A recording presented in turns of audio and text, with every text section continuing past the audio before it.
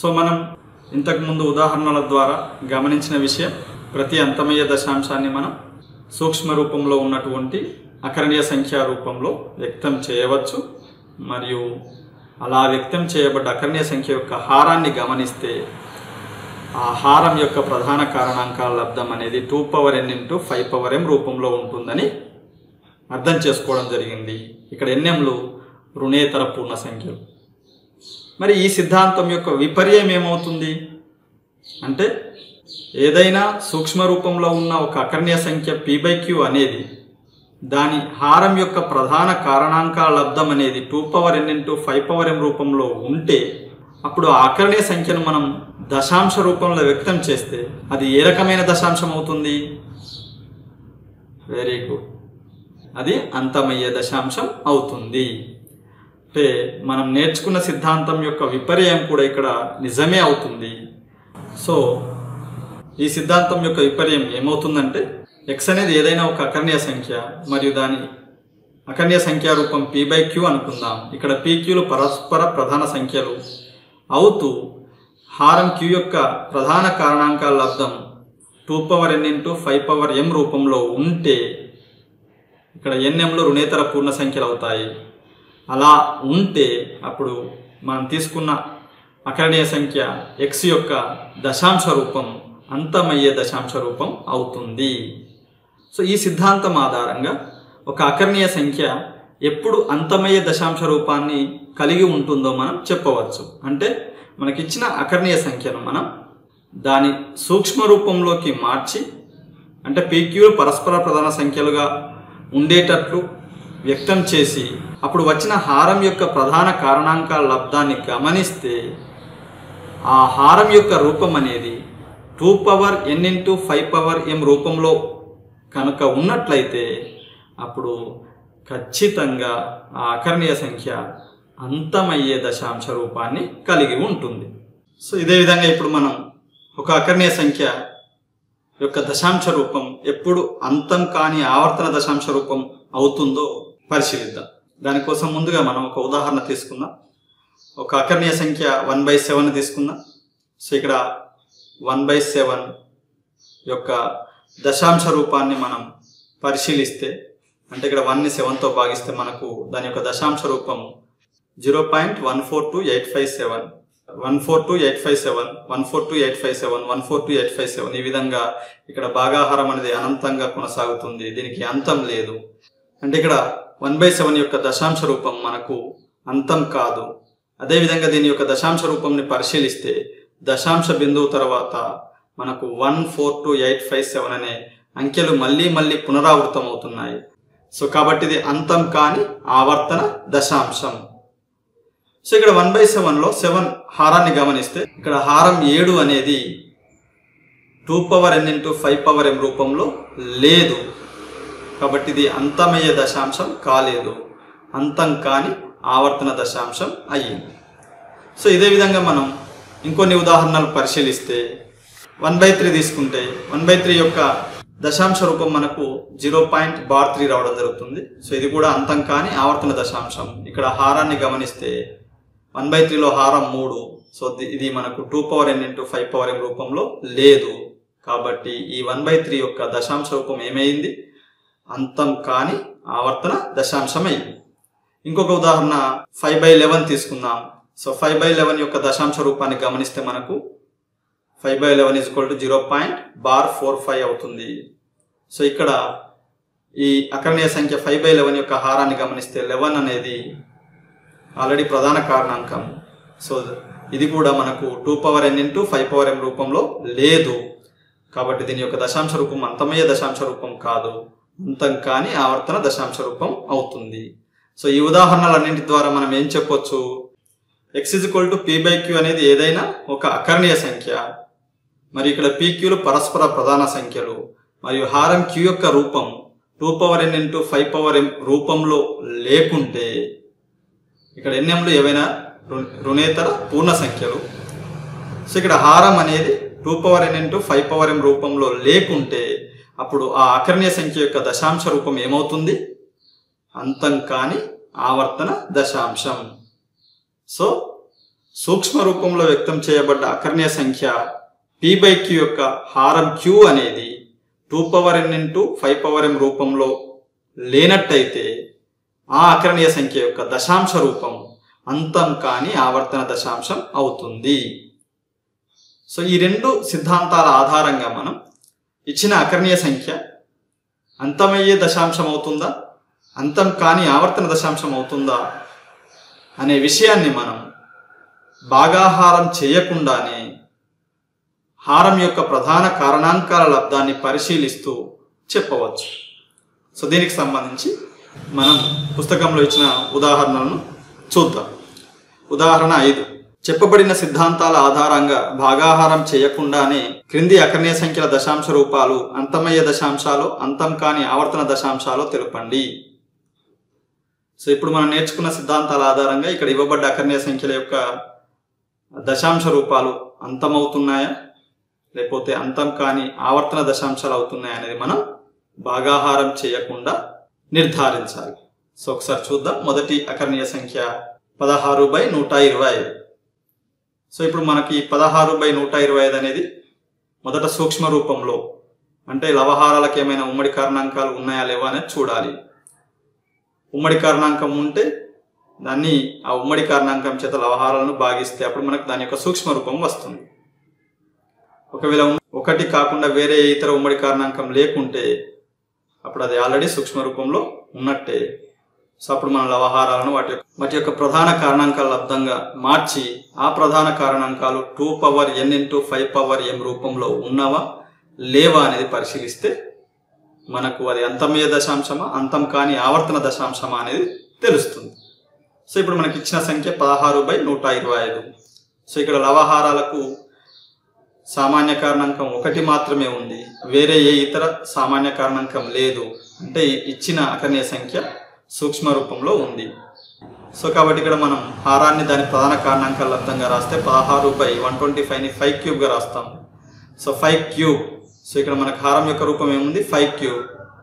ఇక్కడ ఈ హారంలో 5 యొక్క ఘాత విలువ రావడం జరిగింది. సో ఇక్కడ 2 యొక్క ఘాత విలువ లేదు అంటే 2 ఘాతం 0గా మనం తీసుకోవచ్చు. 2 యొక్క ఘాతం 0గా తీసుకోవచ్చు. అప్పుడు మనకు 2^0 × 5^3 అవుతుంది. సో కాబట్టి ఇక్కడ ఇచ్చిన హారం 125 యొక్క రూపం మనకు 2n × 5m రూపంలో వ్యవస్థితం అయ్యింది. కాబట్టి ఈ అకర్ణీయ సంఖ్య యొక్క దశాంశ రూపం ఏమవుతుంది, అంతమయ్యే దశాంశం అవుతుంది. సో ఇదే విధంగా మనం ఇంకొక ఉదాహరణ చూద్దాం. రెండవ ఉదాహరణ 25/32. సో ఇక్కడ లవహారాలకు ఏవైనా ఉమ్మడి కారణాంకాలు ఉన్నాయా, ఒకటి కాకుండా? సో ఒకటి కాకుండా ఈ లవహారాలకు వేరే ఏ ఉమ్మడి కారణాంకం లేదు. ఈ అకర్ణీయ సంఖ్య మనకు సూక్ష్మ రూపంలో ఉంది. ఇప్పుడు హారాన్ని మనం దాని ప్రధాన కారణాంకాల లబ్ధంగా వ్యక్తం చేస్తే, అంటే 32ను మనం ప్రధాన కారణాంకాల లబ్ధంగా రాస్తే మనకు 2^5 వస్తుంది. కాబట్టి ఏమవుతుంది, 25/2^5. సో ఇక్కడ హారం యొక్క రూపాన్ని గమనిస్తే 2^5. ఇక్కడ 5 యొక్క ఘాత విలువ రాలేదు. సో ఇక్కడ మనం 5 యొక్క ఘాత విలువను ఏ విధంగా తీసుకోవచ్చు, 5^0గా తీసుకోవచ్చు. సో అప్పుడు మనకి ఏమవుతుంది, 25/2^5 × 5^0 అవుతుంది. సో ఇప్పుడు హారం మనకు 2n × 5m రూపంలో ఉంది. కాబట్టి ఇచ్చిన అకర్ణీయ సంఖ్య 25/32 యొక్క దశాంశ రూపం ఏమవుతుంది, అంతమయ్యే దశాంశం అవుతుంది. ఎందుకంటే ఈ అకర్ణీయ సంఖ్య యొక్క హారం అనేది మనకు దాని ప్రధాన కారణాంకాల లబ్ధంగా వ్యక్తం చేసినప్పుడు దాని యొక్క రూపం 2n × 5m రూపంలో ఉంది. కాబట్టి ఇది అంతమయ్యే దశాంశం అవుతుంది. సో ఇప్పుడు మనం మూడవ సమస్యను చూద్దాం. 100/81. సో ఇది కూడా మనకు సూక్ష్మ రూపంలో ఉంది. సో ఇక్కడ హారాన్ని మనం ప్రధాన కారణాంకాల లబ్ధంగా వ్యక్తం చేస్తే మనకి ఏమొస్తుంది, 3^4 వస్తుంది. సో మనకు 100/3^4 వస్తుంది. సో ఇక్కడ హారం యొక్క రూపాన్ని గమనిస్తే ఇక్కడ మనకు 3^4 అనేది 2n × 5m రూపంలో ఉందా? ఎస్.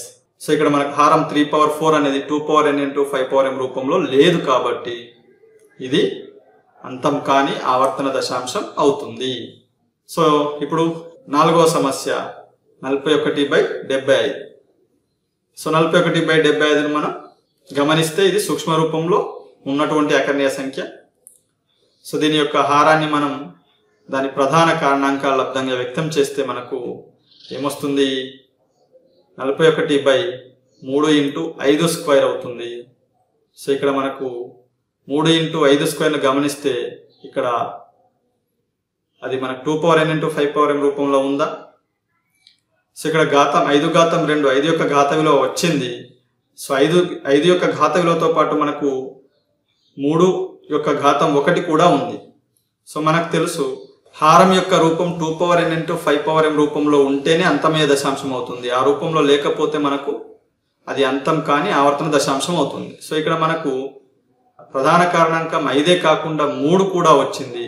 సో 5, 2లు కాకుండా వేరే ఇతర ప్రధాన సంఖ్య వస్తే మనకు అది అంతం కాని ఆవర్తన దశాంశం అవుతుంది.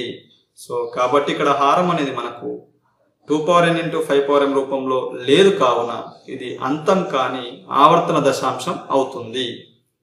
సో ఈ విధంగా మనకు అభ్యాసంలో కూడా ఇలాంటి సమస్య ఇవ్వడం జరిగింది. దాన్ని మీరు మీ హోంవర్క్గా పూర్తి చేయండి. సో ఇప్పుడు మనం పుస్తకంలో ఇవ్వబడ్డ ఇంకొక ఉదాహరణ 6ను పరిశీలిద్దాం.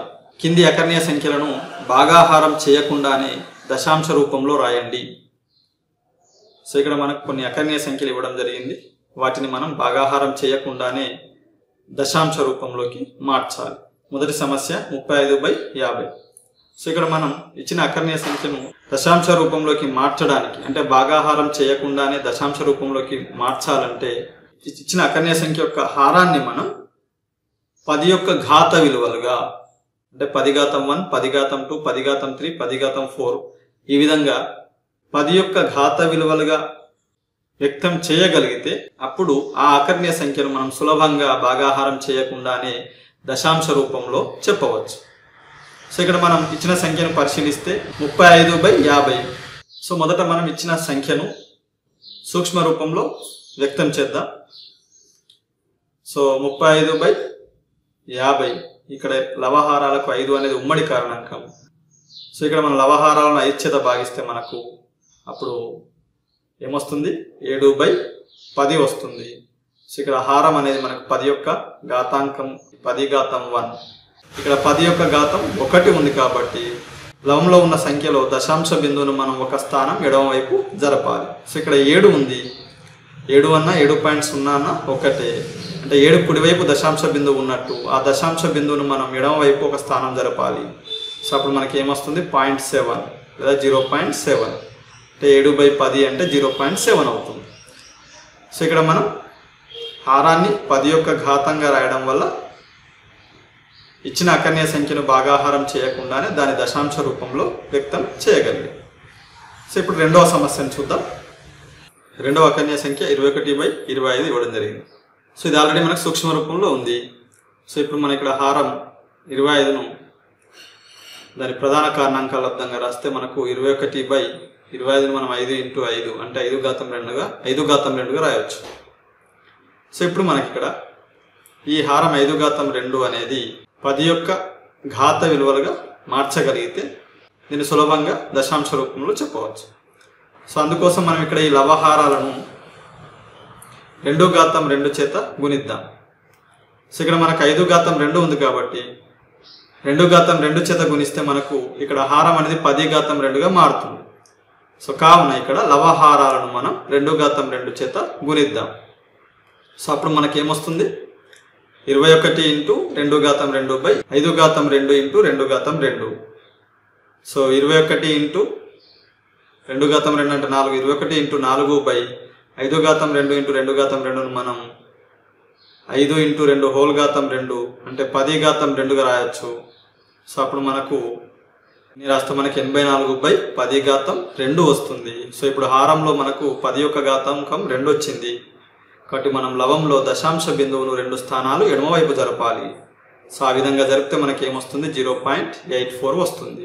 సో 0.84 అనేది ఇచ్చిన అకర్ణీయ సంఖ్య 21/25 యొక్క అంతమయ్యే దశాంశ రూపం. సో ఇదే విధంగా మనం ఇంకో సమస్య, మూడవ సమస్యను చూద్దాం. 7/8. సో ఇక్కడ 7/8 అనేది మనకు సూక్ష్మ రూపంలో ఉంది. సో ఇప్పుడు హారం యొక్క ప్రధాన కారణాంకాల లబ్ధం రాస్తే 8ని మనం 2/3గా రాయొచ్చు. సో 7/2/3. సో ఇక్కడ హారం ప్రధాన కారణాంకాల లబ్ధాన్ని గమనిస్తే 2/3 ఉంది. సో ఇక్కడ 10 యొక్క ఘాత విలువ రావాలంటే 2/3కి మనం 5/3ని గుణించాలి. అప్పుడు హారం అనేది 10/3గా మారుతుంది. సో దీనికోసం మనం లవహారాలను 5/3 చేత గుణిద్దాం. సో అప్పుడు మనకు 7 × 5/3/2/3 × 5/3 వస్తుంది. నెక్స్ట్ 7 × 5/3 అంటే 125. 7 × 125/2/3 × 5/3ను మనం 2 × 5^3గా రాయొచ్చు. 7 × 125 అంటే 875. 875/10⁻3 10⁻3. సో ఇక్కడ మనకు హారం 10 యొక్క ఘాత విలువగా రావడం జరిగింది. సో ఇక్కడ ఘాతాంకం 3 ఉంది కాబట్టి మనం లవంలో దశాంశ బిందువును 3 స్థానాలు ఎడమవైపు జరపాలి.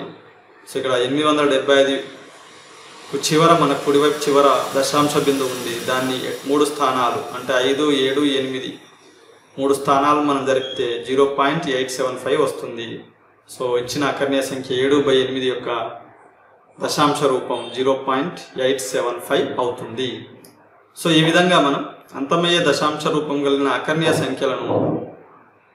సంఖ్యల యొక్క హారాలను 10 యొక్క ఘాత విలువలుగా మార్చడం ద్వారా భాగాహారం చేయకుండానే మనం వాటి యొక్క దశాంశ రూపాలను చెప్పవచ్చు. సో దీనికి సంబంధించిన సమస్యలు మనకు అభ్యాసంలో ఇవ్వడం జరిగింది.